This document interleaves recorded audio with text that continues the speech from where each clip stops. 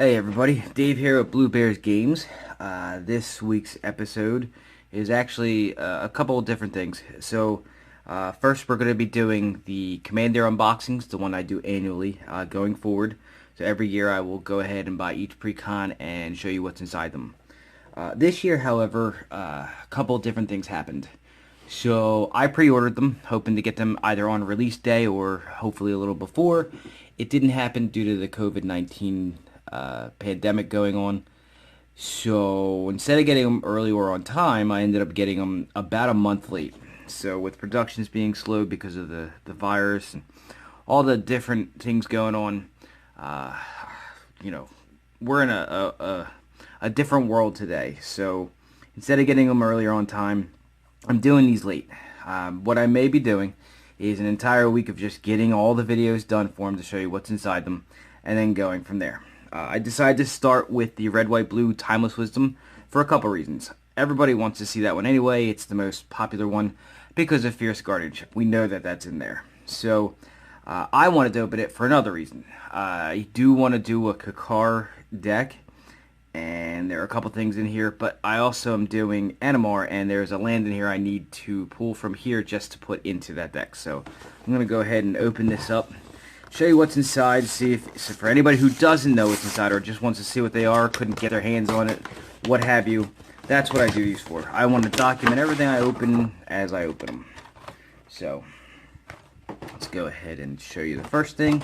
So each deck comes with 4 foil commanders. Each one comes with an oversized commander, and they don't make them any easier to get out every year. No matter what I do, I can never get this one out. Alright, so the premise of this is that this is supposed to be the commander for this precon. It is Gavi, the Nest Warden. I'll go ahead and read that to you as soon as I get the actual pack open. So, what do we get in this year's boxes? So, we get a blank card, which is unusual, and then we also get a time counter, a life counter, and it goes to 40. I believe it starts at no, it doesn't. Interesting. So it's 40 on both sides, huh? Oh, that's 1 to 20. So that's for 60 card, and then the other side's for commander. So you get that. You get that. You get the insert, which I won't go over very much because this is just it's an insert, so no big deal. And then I'll go ahead and open the box, or the pack.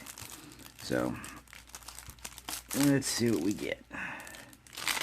Alright, there's a lot of cards. So, let me go ahead and get that out of the way, because that's nothing.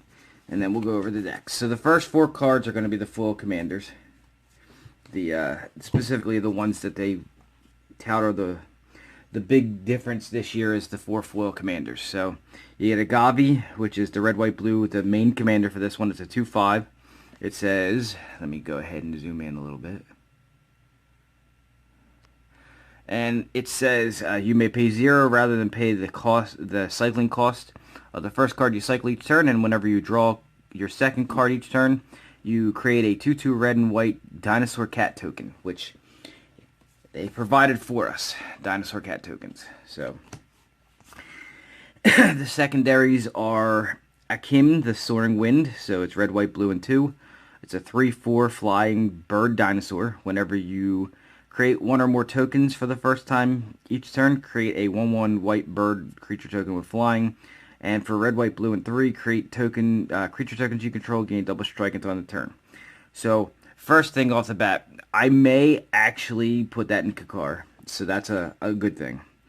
The other foil is for a single color deck. So, it's Braylon, the Sky Shark Rider. It's a 1 red and 4 for a 3/3 with a partner. So, here's the 2 partners. So, it partners with Sky Shark, Shabraz, the Sky Shark. Whenever you discard a card, put a +1/+1 counter on it, and it deals 1 damage to each opponent. And then for a red, target shark gains trample until end of turn. And then the shark bird. It's a blue, a white 3. 3/3 partners with Braylon, flying. Whenever you draw a card, put a +1/+1 counter on it, and you gain a life. And then for a white or blue hybrid, target human gains flying until end of turn.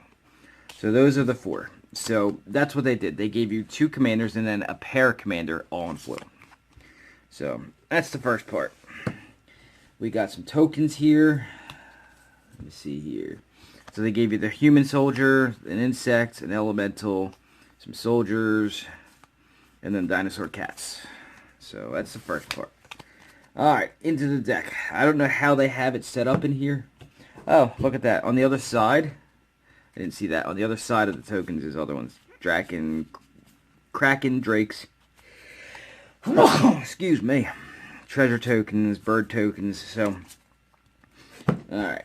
Let's go over what they have inside here. I don't know what order they went in, so I'll just go with what they have. First things first is an Ash Barrens, adds a colorless and has cycling. Obviously, it's going to be a lot of cycling.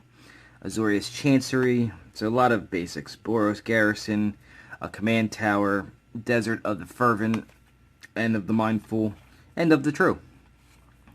A Drifting Meadow, more cycling. That's a lot of cycling. Okay, well, they did go with the cycling theme here. So, Forgotten Cave, is it Boilerworks? It enters battlefield tapped, and then you can, when it enters, you return a land you control, and then it adds a blue or red. Lonely Sandbar, Myriad Landscape. This is one that actually has some use. So you can sacrifice it for 2 and search for up to 2 basic land cards that share a land type and put them on the battlefield tapped. It's not a bad one. Mystic Monastery is before triomes were made. This was the tri-lands that were used. A Reliquary Tower, which I actually kind of need a couple more of them. A Remote Isle, a Secluded Steppe, a Smoldering Crater, a Temple of the False God. I never really liked the temples. I don't know why. And then, of course, some islands, mountains. Alright. Now that we're past the boring part, which is the lands. And those are just the basics of the basics, like basic lands and then the, I guess, the cycling lands. They didn't get into the rares yet. So I guess we're going to get into the rares now. So Cryptic Trilobite. It's kind of like the small brother, I guess, to Walking Ballista. So it's double X for a 0/0. When it enters the battlefield, it comes into play with 2 X +1/+1 counters. So for every 2 you put into it, you get 1 counter. Remove a counter, a +1/+1 counter, and you can add 2 colorless. And it's important that it adds 2 of the colorless, not just generic. And then for 1 and tap, put a +1/+1 counter on it. So I can see the use for this. I have an idea for him for later. Alright. Next was Dismantling Wave. For each opponent, destroy up to 1 target artifact or enchantment that player controls for 3. That has use in other decks for me. It also has cycling for a lot. And then when you cycle it, destroy all artifacts and enchantments. Herald of the Forgotten is 8 to cast for a 6/6 flying cat beast. When Herald of the Forgotten enters the battlefield, if you cast it, return any number of target permanent cards with cycling abilities from your graveyard to the battlefield. Crystalline Resonance, 3 to cast, enchantment. Whenever you cycle a card, you may have Crystalline Resonance become a copy of target permanent until your next turn, except it has this ability. Ethereal Forager is a 6 to cast 3/3 with Delve, flying, and whenever it attacks, you may return an instant or sorcery card exiled with Forager to its owner's hand. The card everybody wants to buy this for is Fierce Guardianship. If you haven't seen it or you don't know about it, it's 3 to cast instant. If you control your commander, you may cast a spell without paying its mana cost, and it's counter a non-creature spell. It is basically a free counter spell. Agitator Ant is a 3 to cast 2/2 insect. At the beginning of your end step, each player may put 2 +1/+1 counters on a creature they control, and then you go to each creature that had counters put on them in this way. Goading, for those of you who don't know, is until your next turn, those creatures attack each combat, if able, and attack a player other than you, if able. Spellpire Phoenix, 5 to cast, 4/2 flying. When it enters the battlefield, you may return a target instant or sorcery card with a cycling ability from your graveyard to your hand. And at the beginning of each end step, If you cycled 2 or more cards this turn, return it from the graveyard to your hand. This Phoenix, not the other cards. Alright. Surly Balgasaur. I don't even have the Badgersaur. Okay. So Surly Badgersaur. It is a badger dinosaur. Okay. Whenever you discard a creature card, put a +1/+1 counter on Surly Badgersaur. Whenever you discard a land card, create a treasure token. And whenever you discard a non-creature, non-land, Surly Badgersaur fights up to 1 target creature you don't control. A lot of cycling theme. Obviously, that's what the theme of this deck is. Akroma's Vengeance is 6 to cast sorcery, destroy all artifacts, creatures, and enchantments, and also has cycling. Astral Drift, 3 to cast. Whenever you cycle Astral Drift or cycle another card while Astral Drift is on the battlefield, you may exile target creature. If you do, return that card to the battlefield under its owner's control at the beginning of your next of the next end step, and it has cycling. Decree of Justice is a 2 white, 2 generic, and double X. Create X 4/4 white angel creatures with flying. Has cycling for 3, and then when you cycle Decree of Justice, you may also add X generic, and if you do, you create X 1/1 soldier creature tokens. Descend Upon the Sinful is 6 to cast, exile all creatures. And then Delirium is create a 4/4 white angel creature token with flying if there are 4 or more card types among cards in your graveyard. Eternal Dragon is a 7 to cast 5/5 flyer. Return it for 3 generic and 2 white. Return it from your graveyard to your hand, and you can activate this ability only during your upkeep, and it has plane cycling. And what plane cycling is that you can pay to discard this, and then I believe it's search your library for a planes card, reveal it, and put it into your hand. Hoofprints of the Stag is 2 to cast, tribal enchantment elemental. Whenever you draw a card, you may put a hoofprint counter on Hoofprints of the Stag. 1 white and 2 generic. Remove 4 hoofprint counters from Hoofprints of the Stag. Create a 4/4 white elemental creature token with flying, and activate this ability only during your turn. Sun Titan. I saw recently this was on one of the most overused cards in Commander. I agree with a lot of cards on not all of them.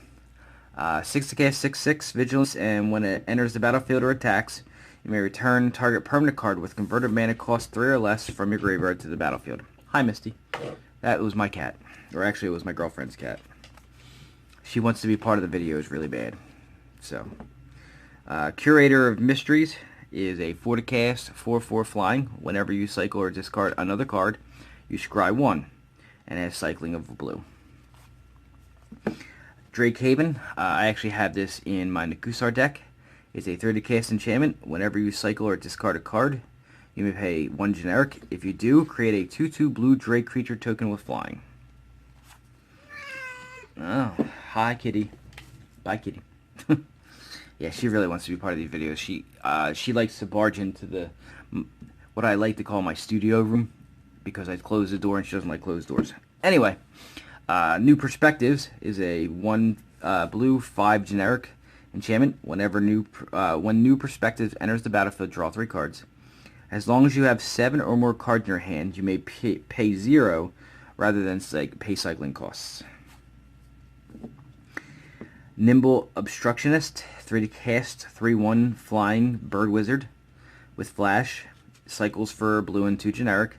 When you cycle Nimble Obstructionist, counter target activated or triggered ability you don't control. If that had morph, I might have thought about using it in Animar.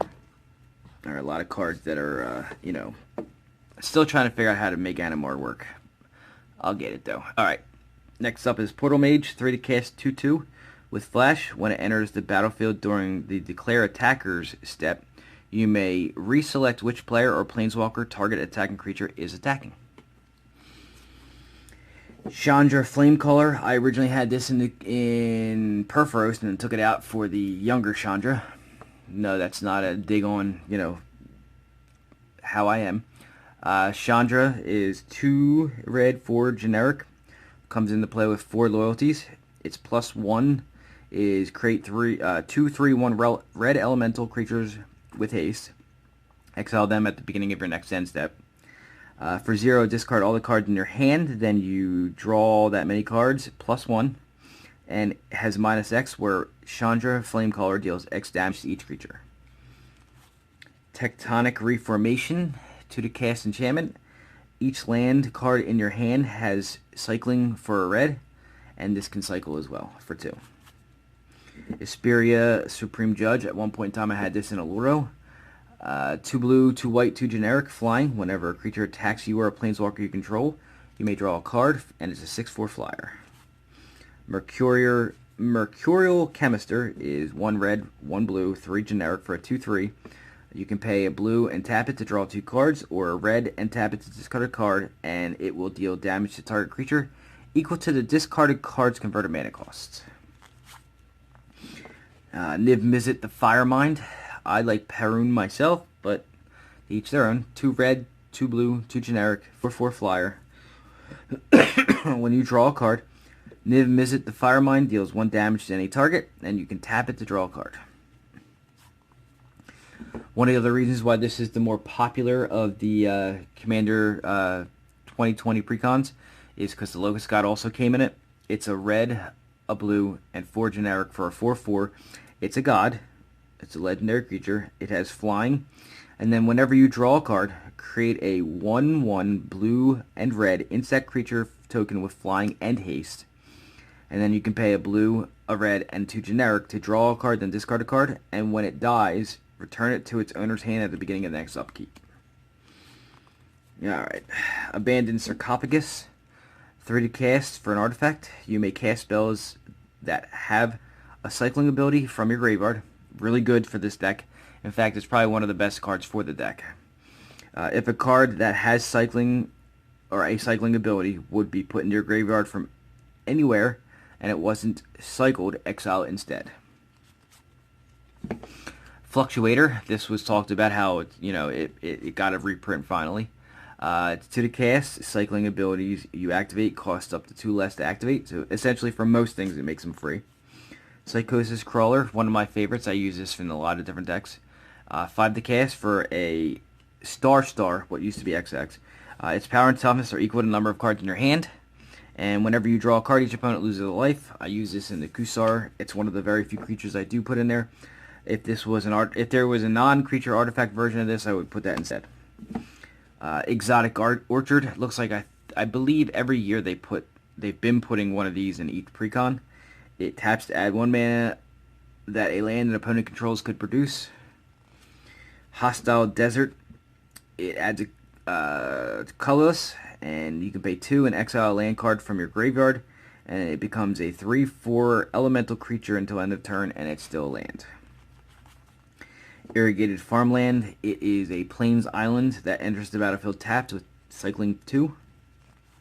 And Prairie Stream is a plains island that enters it's a Tango land. It enters the battlefield tapped unless you control 2 or more basic lands. The reason why I wanted to open this first is because for my Animar deck, I kind of needed this one. It's Shivan Reef. I have to explain this. I hate pain lands. I started playing Magic with actual dual lands, and then when Ice Age came out, the pain lands replaced them. Since then, I've had a hate relationship for them, not even a love. I have realized since then that there are certain decks that can use this. Animar is one of them, and the reason why is because I'm probably going to go Eldrazi Tribal. I need to be able to create actual colorless mana, but I also need to be able to create colored mana for Animar. So, this fills that role real well, and I'll explain that when I go into it, when I finally finish Animar, but I needed this. I need all 3 of the colors, combinations, because it provides both a colorless and the colors I need. I don't care about the pain. Sky Cloud Expanse is 1 tap, add a blue and a white. And then, not really sure why the basic mountains and plains are back here, but they are. It was weird how they went about putting this, but whatever. Alright, and then the basic, I guess this is the fluff part. Bonder's Ornament.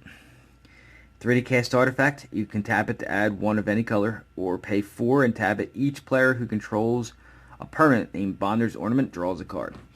I'm going to look into using this for other things. I do like that a little bit. Obviously, an Arcane Signet, I believe, came in every precon. It's the best signet they made. It's 2 to cast. Add 1 mana of any color of your commander's color identity. Azorius Signet is a 2 to cast artifact that you pay 1 and tap and add a blue and white. The Boros one adds red and white. I believe every deck got a Commander Sphere as well. I kind of needed these for a couple things. They're not the greatest. Alright, there's an argument out there about mana rocks. They work. Most people don't like to go above 2. If the deck doesn't call for an abuse of the card, then you'll go with 3. So I use this in Muldrotha because I can recast it to draw a card every turn if I needed to. So it adds a mana of any color of your commander's identity, but then you can sacrifice it without any cost, so it just sacrifices itself and you can draw a card. The Izzet Signet is the blue-red version, and then I actually ran out of Soul Rings on the Muldrotha deck. I have made so many decks and ran out of Soul Rings because I didn't start buying all the commander precons until last year. So I used all those in there, and then now I'm out. So I'm glad I've got 5 decks because this year's came with 5. So I've got 5 Soul Rings that I can put in decks. So if you don't know what it is, look it up. The new crystals, which are the Tri Mana Rocks. This one adds the red, white, and blue and cycles. Valiant Rescuer is a 2 to cast, 3/1 human soldier. Whenever you cycle another card for the first time each turn, create a 1/1 white soldier creature token, and it itself has cycling. Boon of the Wish Giver, 6 to cast, sorcery, draw 4 cards, and it cycles for 1. Neutralize, 3 to cast, target counter spell, and cycling 2. They're actually pretty good. Ominous Seas, 2 to cast enchantment. Whenever you draw a card, put a foreshadow counter on it. Remove 8 foreshadow counters to create an 8/8 blue Kraken creature token, and it has cycling. Reconnaissance Mission, 4 to cast, so 2 blue and 2 generic. Whenever a creature you control deals combat damage to a player, you may draw a card. There are other iterations of this kind of a blue enchantment out there. This just happens to be the new one, but it has cycling. Rooting Moloch, 1 red, 4 generic for a 4/4 lizard. When Rooting Moloch enters the battlefield, exile target card with cycling ability from your graveyard. Until the end of your next turn, you may play that card, and it has cycling as well. Savai Thundermane, 1 red, 1 white for a 3/2 elemental cat. Whenever you cycle a card, you may pay 2. When you do, Savai Thundermane deals 2 damage to target creature, and you gain 2 life. Zenith Flare is a red, white, and 2. Instant, it deals X damage to any target, and you gain X life, where X is the number of cards with cycling in your graveyard, or the cycling ability. Martial Impetus, 3 to cast for a enchant creature. It's an aura. Enchanted creature gets +1/+1 and is goaded. So most likely you're going to put it on another, an opponent's creature. Whenever enchanted creature attacks, each other creature that's attacking one of your opponents gets +1/+1 until end of turn. Psychic Impetus, 3 to cast for an aura, enchant creature. Enchanted creature gets +2/+2 and is goaded. And whenever a creature attacks, you scry 2. Or whenever that creature attacks. And the Shiny Impetus, 3 to cast for another aura, enchant creature. And enchanted creature gets +2/+2 and is goaded. Whenever a creature attacks, whenever the enchanted creature attacks, you create a treasure token. Cast Out, 4 to cast, flash. When it enters the battlefield, you exile target non-land permanent and opponent controls until Cast Out leaves the battlefield, and it cycles for 1 white. Spirit Cairn, 3 to cast enchantment. Whenever a player discards a card, you may pay a white. If you do, create a 1/1 white spirit creature token with flying. Hieroglyphic Illumination is a 4 to cast instant. Draw 2 cards or cycle it for a blue. Vizier of the Tumbling Sands, 3 to cast for a 1/3. Tap it to untap another target permanent. And it has cycling for a blue and a generic. And whenever you cycle Vizier of the Tumbling Sands, untap target permanent. I believe there is a deck built on that. Windfall, great card. Used to use it back in the day with Tolarian Academy and Mind Over Matter. It's a great fueling engine. 3 to cast. Each player discards their hand and draws cards equal to the greatest number of cards a player discarded this way. Lightning Rift to the cast enchantment. Whenever a player cycles a card, you may pay a generic colorless.